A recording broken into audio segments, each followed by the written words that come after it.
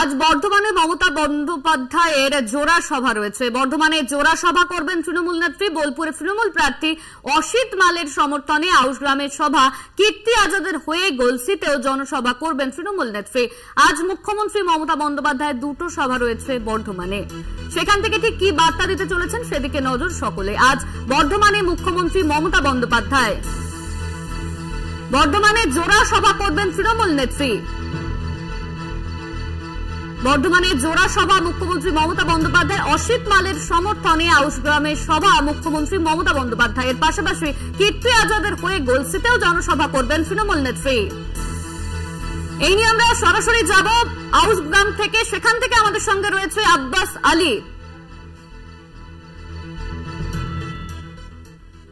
আব্বাস, আজ উত্তরবঙ্গের পর দক্ষিণবঙ্গে মুখ্যমন্ত্রী মমতা বন্দ্যোপাধ্যায়ের জনসভা রয়েছে। দু জায়গায় আজ জনসভা করবেন তৃণমূল নেত্রী। ঠিক কি বার্তা দিতে চলেছেন তিনি? দেখো, প্রথমে জানিয়ে রাখি যে কাল ভাতারের জনসভা পর আজকে আউশগ্রাম এবং গলসি জনসভা রয়েছে। কীর্তি আজাদের জন্য গলসিতে এবং আউশগ্রামে অসিত মালের জন্য জনসভা, এবং সেখানেই তাকিয়ে রয়েছেন যে 2024 সালে লোকসভা ভোটের সেই জনগণের কতটা ঢল আজকেই সেই জনসভা থেকে দেখা যাবে।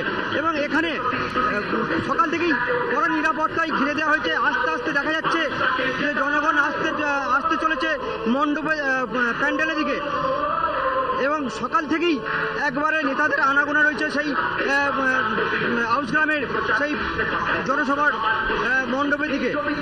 এবং সকাল থেকেই একেবারে কড়া নিরাপত্তায় ঘিরে ফেলা হয়েছে আউশগ্রাম চত্বর, এবং দেখা যাচ্ছে সকাল থেকেই সেই জনগণরা আস্তে আস্তে এই জনসভার দিকে আসতে চলেছে, এবং তার সঙ্গেই ঢাকের বাদ্য যেরকম রয়েছে সেরকম জনগণের ঢল দেখা যাচ্ছে।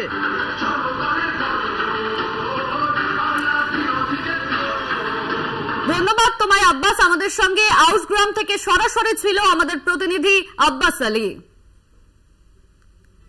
আজ মুখ্যমন্ত্রী মমতা বন্দ্যোপাধ্যায়ের সভা রয়েছে বর্ধমানে। দু জায়গায় সভা করবেন মুখ্যমন্ত্রী মমতা বন্দ্যোপাধ্যায়।